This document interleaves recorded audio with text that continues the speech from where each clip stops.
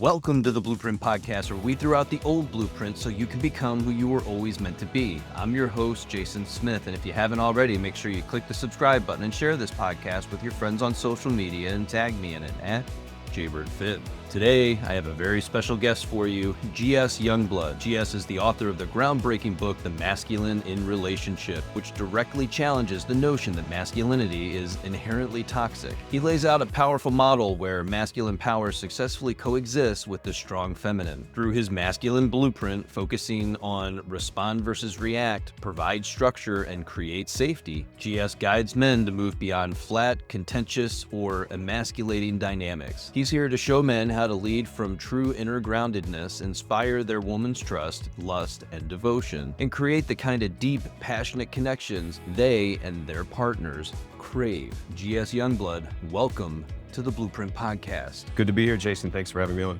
Yeah, I'm really excited to have you. We're going to dive right into it because I know your time is short with us today. Your book, The Masculine in Relationships, directly challenges the idea that all masculinity is toxic. How does your model of relational masculinity offer a healthy and grounded path for men in today's world? That's a big question. I love that we're opening with the big one. Yeah, I think there's sort of men not knowing what masculinity is, and then there's any kind of masculinity is toxic. And I'll just address the second one first. And yeah, the media and pop culture, they like to make a mountain out of a molehill. There has been a lot of toxic masculinity in the world, but all masculinity is not toxic. And that's what I'm trying to get men to understand is the Andrew Tates of the world are not what represents a healthy masculine. There's an alternative to that. And that's what the work in my book is about. There's the framework that I call the masculine blueprint. And the intent is to give any guy, not just the guy that's 6'4" or wealthy or smart or good looking or clever or anything like that. Any guy can follow this blueprint. And if he embodies the three elements of the blueprint, then he will be living more from his masculine core. And I designed this to be not watered down so it can fit into a modern culture. I think that's the problem for a lot of nice guys, is that they water themselves down so they can fit into this post-Me Too world.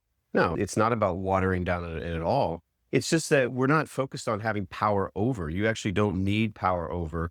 We're shifting the paradigm from leadership as something that creates, that's compulsive, to something that is more of an invitation that you offer to your feminine partner. And we'll get into that as we talk about the blueprint. But the blueprint isn't about power over, but it is about the qualities that you can inhabit. And when you do, you will be living more from your masculine core. I think one of the things that we've noticed is there's been this massive shift in language, and it's been really unhelpful, especially for young men and boys. We get to this place where we have toxic masculinity, but it's really just masculinity. And then there's toxic behaviors that can go along with that and manifest based off of somebody's childhood, the experiences they've had, the challenges. We also get into this place of real man or good man, and it's really just man. There's an objective truth to that of who we think that a man should be. The question to follow up on that is, what do you think a man actually is? How would we define that? Yeah, there's so much talk about this. I want to tell a quick anecdote in the spirit of answering the question.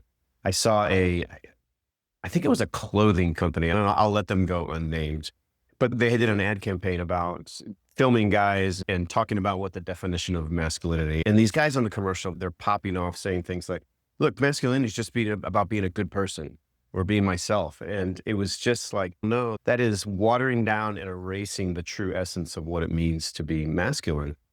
For me, I boiled it down into the framework that I call the masculine blueprint. This is my definition of what I think masculine is. And yeah, it's supposed to fit in our modern world. We're not trying to roll it back to the 1950s in any way. And really, I say, guys, you do three things and you will be living more for your masculine. Number one, be more grounded. And in the book, I call that respond versus react. Number two is provide structure, which is bringing more leadership into the relationship. And number three is create safety, which refers to physical, financial, and emotional safety, providing that for your partner, providing that for those that you love. So those are the three things: respond versus react, provide structure, and create safety. And if you do those three things in your relationship, one, as I said before, you will be living more from your masculine core. But number two, guess what? You're going to find that a lot of your relationship problems go away. Because in my many years of coaching men and the thousands of men that I've come in contact with, it's such common themes.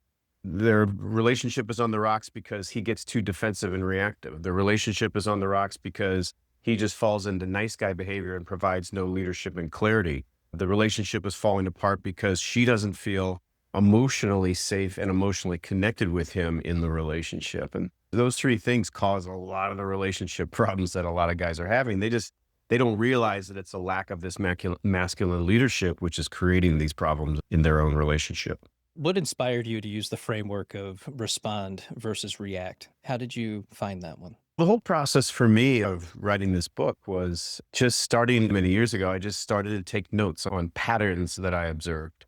And eventually the volume of notes got pretty big. I thought this could be a book. And taking that and coalescing down all the different observations and patterns that I had been recognizing, all three of the elements started to coalesce into these three groupings. And the more that got clear for me, the more I realized, yes, that's it. Those are the three core elements that is at the essence of being in your masculine core. And how can someone create awareness to be able to make that decision in the moment? Because there's always a lot of things that are going on in the background, physically, mentally, emotionally, and spiritually. Yeah. And you might not be fully tapped into that ability to be able to zoom out or step back and give yourself that opportunity for the pause. Yeah. So how can somebody develop the power in the pause? That is such a powerful question. I'm really appreciating it. Because that right there, that's the moment of choice that you're describing. Do I go to the right where I get all reactive and pop off, or do I go to the left where I actually really step into the relationship and lead us to a better place? It's all about creating spaciousness, Jason. It's when we're in real life, all of us, we're just compressed. There's too much shit going on both at the macro level and, as you point out, in the moment itself. And it's actually hard. At that point, you're going off of instinct. You're operating out of your wounding, out of your habit, out of your childhood scripting and all those things when you feel that compression.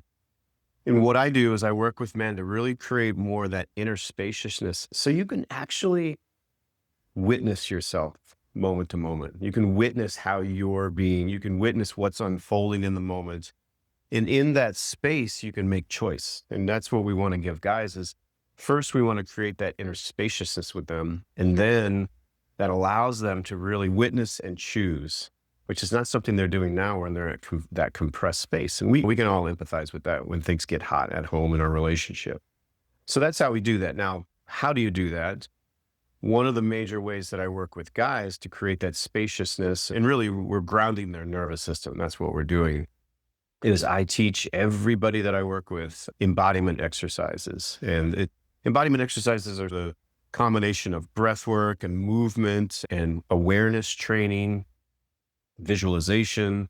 And it's a whole body of work that other people have created and I've borrowed from other people, or I've created my own in many cases and put it together in a system that I teach men. By doing these embodiment exercises as a daily practice, you will ground your nervous system and you will create that spaciousness that I've been talking about. One of the things that you mentioned that I think is so important is that ability to be able to witness yourself, right? It's being honest with yourself. It's being truthful with yourself. You're no longer lying to yourself. You're giving yourself the option to look at yourself in the mirror. And we're saying a lot of self, but that's the work, is figuring out, again, who you are, where you're going, what you're doing, and the why behind why you're doing it. Why do I react in such a poor manner to all of these things that it goes beyond what is normal or acceptable in society, or what's social, or even in that work environment where you pop off and you don't know why that's happening. And then you start doing this work and you begin to figure out that it's actually tied to different things in your past that just went unintegrated. They weren't understood. Yeah. Yeah, it's so true. And the part of the spaciousness is, and the witnessing is, which one of me is responding? Is it my little GS or is it my big adult mature GS? And that's a key point that in IFS parts work or the work of Terry Real and really a lot of other people out there about the child in me. Is that the one that's coming to the forefront and acting out that powerlessness you felt as a child, or are you responding as a wise, mature adult? And we want to get guys pushing more to responding from their wise, mature adult. Yeah. And the other part of witnessing, and something that you're doing very naturally in your group, is that you're allowing the men to be witnessed for who they are without the rejection. Mhm. And I think that's one of the biggest things for a lot of men out there that are struggling is they're afraid or they don't want to say what they need to say because they know it's going to be turned around or used against them, or there's that potential, there's that fear, Yeah. whether The it's fear. whether it's Yeah. real or perceived, it's very real to their nervous system. Yeah. Yeah. And not one of the most rewarding work that I'm doing right now is my boot camp, which is a group program of 12 guys. And I didn't realize this when I started it way back when, but the guys being together and doing the work and sharing and hearing other guys' challenges is one of the most powerful things for them because they realize they're not alone in this. And then they, as you said, they now have this safe space with other dudes who are in the same situation as them to share. And it's really healing to see that they're not alone in this. They're not broken. They're not bad people. They're just having the same challenges that a lot of guys are having. And so that's been really fun to see that piece of the work have so much impact. No, it's huge. Robin Dunbar put out a study that said men need to congregate and be together at least 2 days a week. And it doesn't have to be anything specific. It can be golfing or going for a beer, just being in each other's presence. And we found that to be true just anecdotally. When you're doing something side by side with somebody else, you feel connected. There's a piece of you that starts to calm down. Your nervous system starts to go back into a place of homeostasis and you start to feel better Mhm. even without acknowledging or saying the words. I couldn't agree with that more. Men need to be together. It's one of the biggest, I'll just say challenges. It's the men are not given a space to be men together and be the way we are. And it's okay that we're competitive with each other. And sometimes we need to be more physical. We need to be cavemen together sometimes. And unfortunately, modern society tries to push that out of us. And we don't want to do that. So I love the growing men's work movement. Just more and more people who are coming online who have got a good voice in this space. I was talking with another men's work coach, and he made a really good point. If you're thinking about starting a men's group, just do it. The amount of people that one individual can, we're not in competition with each other. There's too many people to help and not enough people to do the help. Mhm. So if you want to start the group, how do you start? You just start, right? You can start small. You can build your own group. It can be built around fitness locally in your area and just start with Yeah. the people that you know and build it from there. Yeah. Yeah. So true. Just take the first step.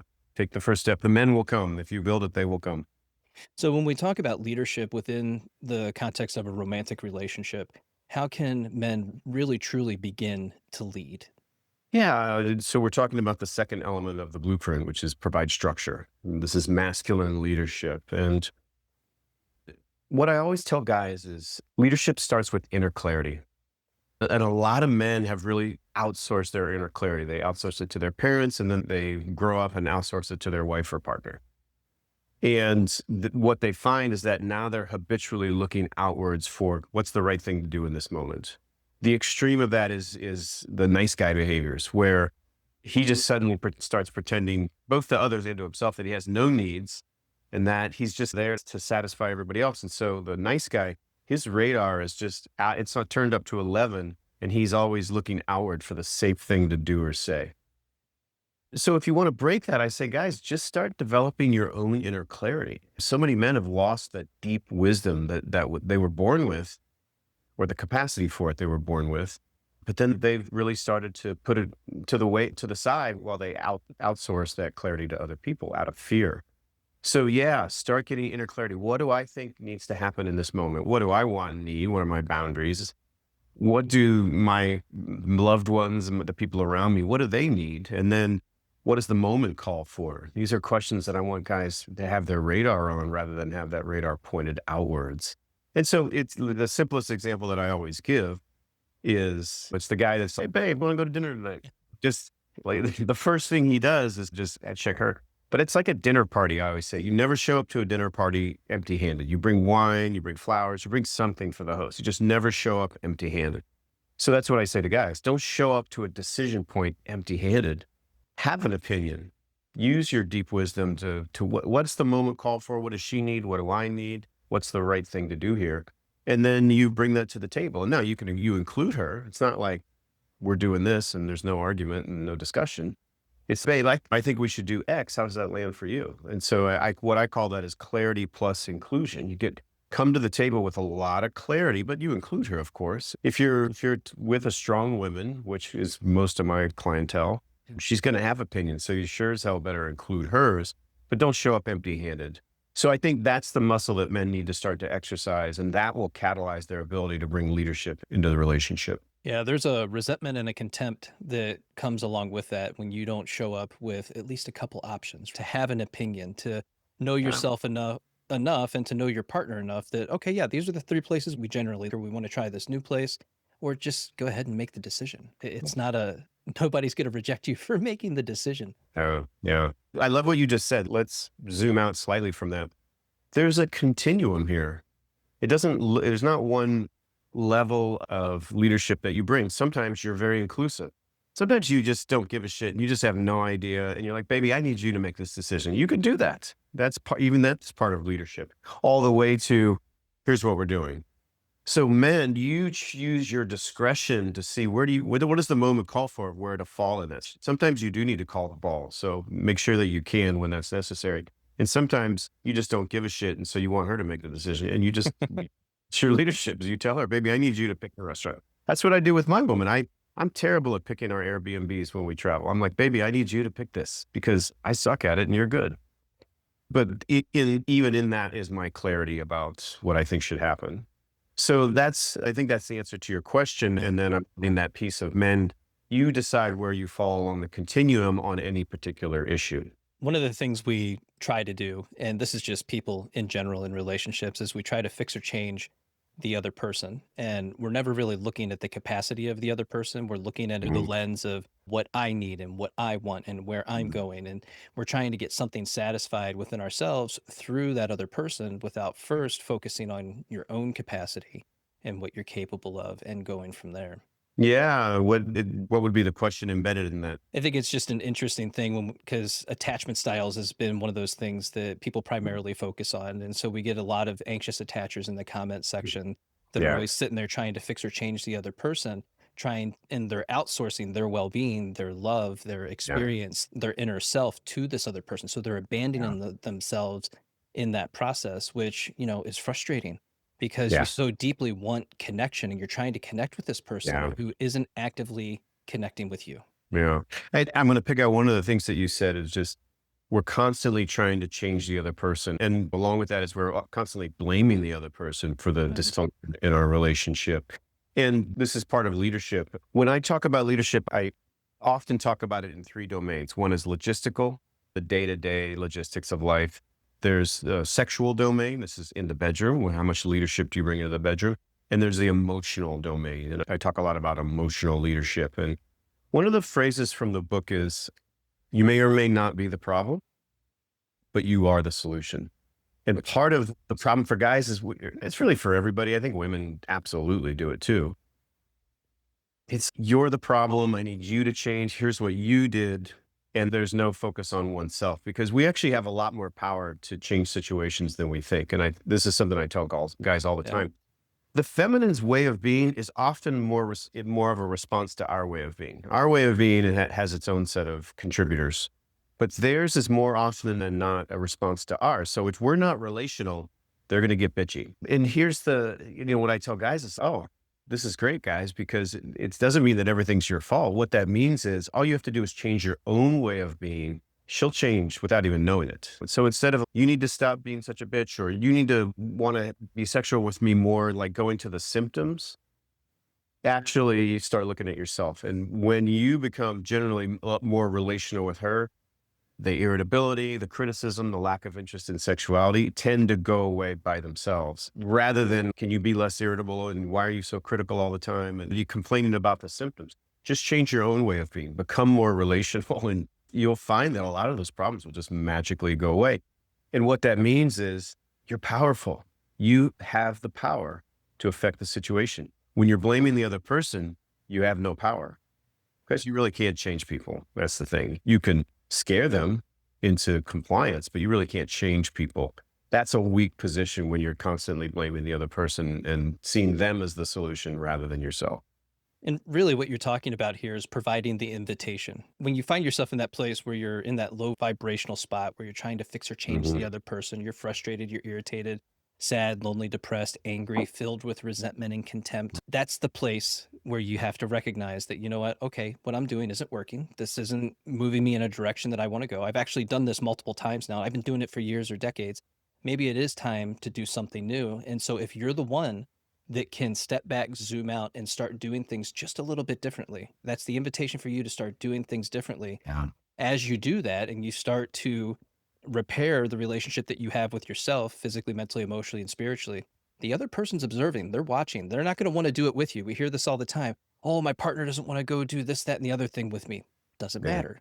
Focus on you, deploy these actions in real time, take what you've learned and use it, and they'll observe it as you're going through this. And as that observation happens, Yeah. eventually they get to a place where there's a separation, right? Where it's either, I can't be with you, I don't want to live the life the way that you're living it, or I really like the way things have been going and the way what's happening. I want to get in on this with you.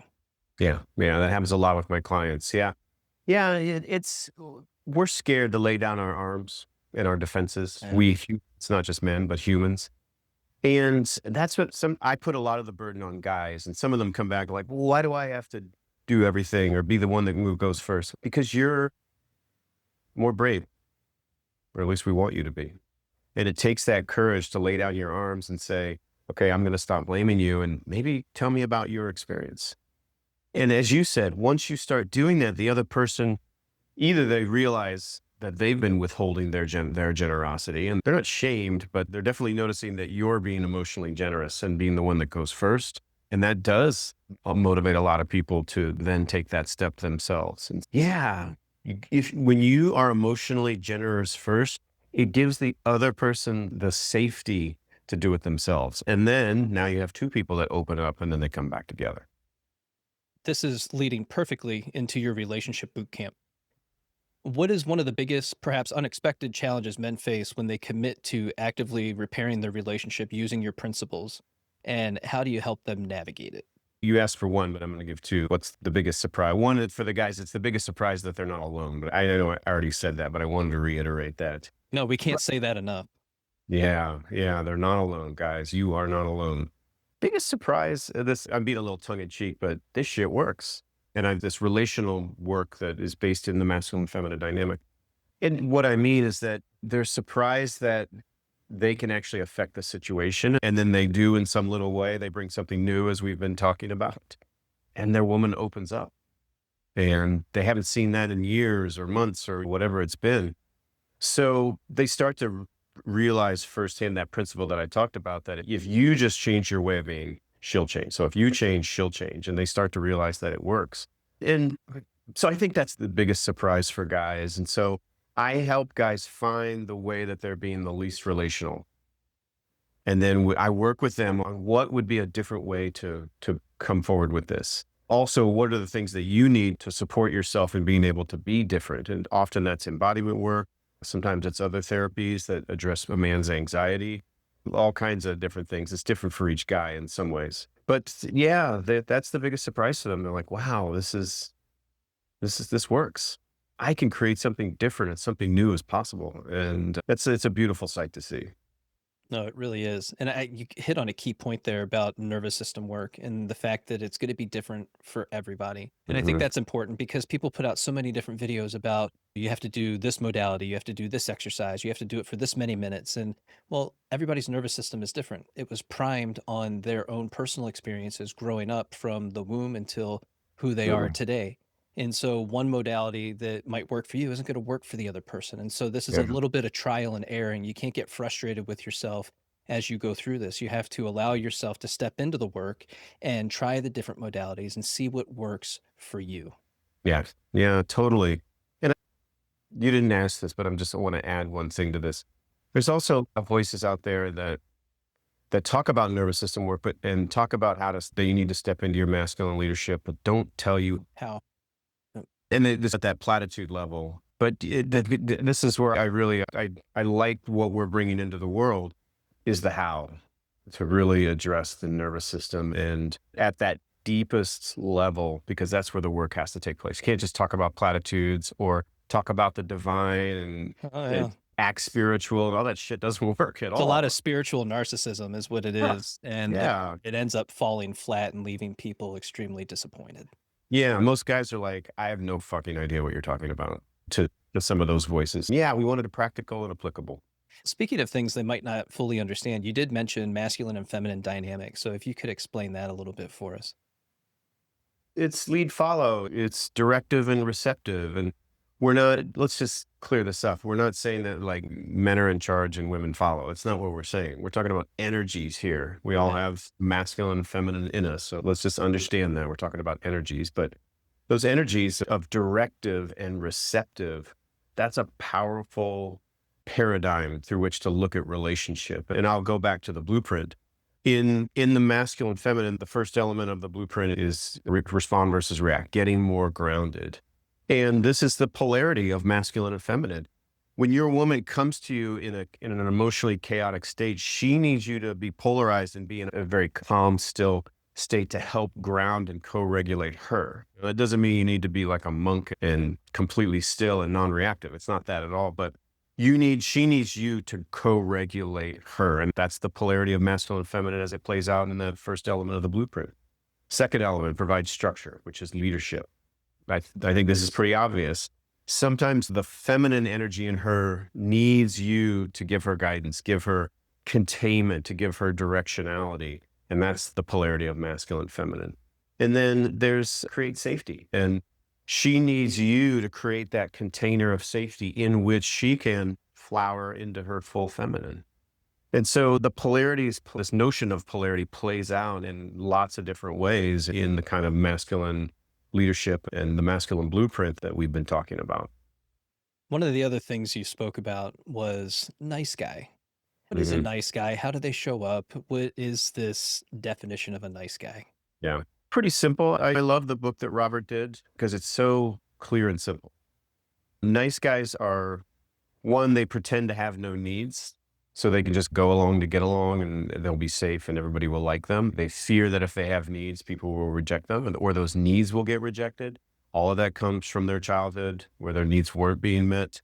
The nice guy has his radar pointed out and he's looking for the safe thing to do or say all the time rather than self-sourcing from that wisdom that we talked about earlier. And so the funny thing about nice guys is they pretend to have no needs, but they're human. So they do have needs. And underneath they're seething that their needs never get met. There's quotes about nice guy because sometimes they're resentful.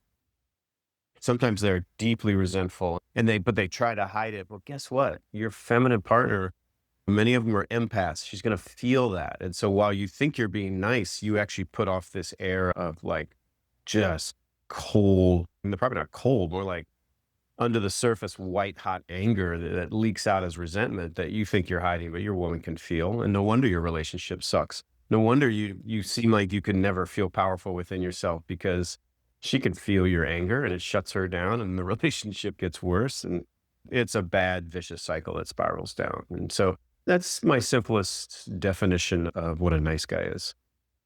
I think what's oftentimes eye-opening for the nice guy is to recognize that they're actually projecting so much onto their partner of all the things that they're not doing for themselves. There's often this expectation that this person's going to do all of these things, yet if you really took an inventory of how you're showing up in the relationship, Yeah. you're not doing any of those things. Yeah. It's funny. We're angry at somebody else, but when you go underneath, you realize you're angry at yourself for not standing up for yourself, but you project it onto them, as you said. And that's such a common dynamic. GS, I can't thank you enough for being here with us today and sharing your wisdom and your book on relational masculinity. Is there a question that you wish that I would have asked you? Oh, raise your hand if you're not here. Let's see. Or something that you're working on right now that inspires you or that you're interested in? I'll say that we didn't talk about the bedroom and how leadership plays out in the bedroom. Yeah, hit us with it. What do you got? I talk a lot about dark masculine energy and bringing more of that into, and we've been talking about nice guys. Nice guys in the bedroom they're nice and they're all light and they're watching her to see what she might want to do. And while you do need to be attuned to your partner and tied in, you don't want to be following her lead necessarily, at least if you want to be in a polarized situation. I work a lot with guys around bringing more of that dark masculine. And what we work on is how do you then marry the dark to the light? Like your woman probably doesn't want you to be Christian Grey in the bedroom in most cases.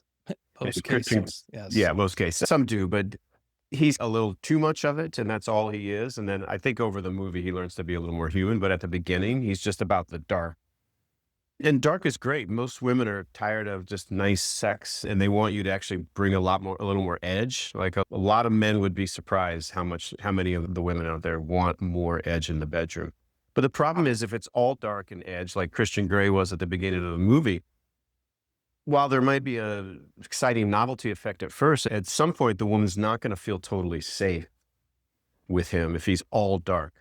Flip side is if he's all light and love and gentleness, it's going to feel really great. Her heart's going to open at first, but at some point it's going to get very boring. And so, yeah. And so I gave a workshop last October just on this. It was awesome. But we work on doing both the dark and the light. So I'm teaching these guys to be able to stand, and like in the workshop, we stand 10, 15 feet across from the woman, because I bring in female coaches to work with these guys. And I'm teaching them how to get more grounded, how to be in touch with their raw animal desire, and then how to approach and be in that, and then engage, whether it's verbally or physically, in a way that's tied into your clarity. It's tied into your raw animal desire, but it's also tied into your heart, and sure as hell is tied into attunement to her, which includes the notion of consensuality. So we fold all that in, and it is just awesome work. It's all energetic work. It's not like I'm going to teach you these techniques, and we have some of that, but it's mostly about how can I show up right in front of this woman and engage her powerfully, and tied into my own desires and tied into her needs as well. So that we could go on, and we don't have time for it, but you bring this notion of leadership into the bedroom, and there's all kinds of amazing work that we do. Yeah, I think a lot of that really comes down to, especially under that raw animal desire, is that self-trust. Do I trust myself in this moment, be able to not only perform, but to show up authentically in this moment with this person, and to engage in a way that is satisfying for both of us? Yeah. Yeah. And I think the key, what you just said, the key to that is, can I access those parts of me? Yeah. It's sometimes Because they're really there. hard. Yeah, they're there. It's just, you got to have access to them. And when you get into that sexual situation, like sometimes we lose it a little bit. So yeah, this is a fun area that I love delving into and doing the work into. I love that you're doing the work like this, and that you're going so deep into it and providing all these different tools and modalities for people. How can people reach you, work with you, and get involved with the projects that you've been working on? Just go to gsyoungblood.com. That's the easiest way. And primary way is the boot camp. We've got the next one starting August 26, 2025. And are there still slots open for that? Yeah, I haven't even really started. I've got about half full, but I haven't started marketing it yet. It's got some slots open, and it's powerful work that we do together as a group of 12 men. I still do some one-on-one coaching, although very little, because I'm working more with the boot camp. And then in February in Sayulita, Mexico, we have a live workshop, which we've done every year for the last few years. And it's awesome. So you can look at the website for that. And you just can't replace the live work. Can't replace it. Yeah, sure. A lot of fun. Yeah. So those are the ways to engage with me. GS, I can't thank you enough for being here today and sharing your wisdom with us. Tell everybody how to reach you real quick on socials. Yeah, Instagram, GS Youngblood MIR, masculine in relationship. GS Youngblood MIR, that's the best way to see. All right, brother. Appreciate you. All right, Jason. This episode was brought to you by the Antara Society, 8 weeks of men's coaching. Doors are open for the next round of the Antara Society, my private men's group for leaders, fathers, husbands, and high performers who are done playing small. This isn't just another men's program. It's about structure, strategic action, and real accountability from a dedicated group of men committed to real growth. If you're ready to lead, not just react, enroll now. Spots are limited, and the next cohort kicks off on June 17th at 6 p.m. Secure your spot by visiting my Stand Store link in bio or in the show notes. Thanks for listening.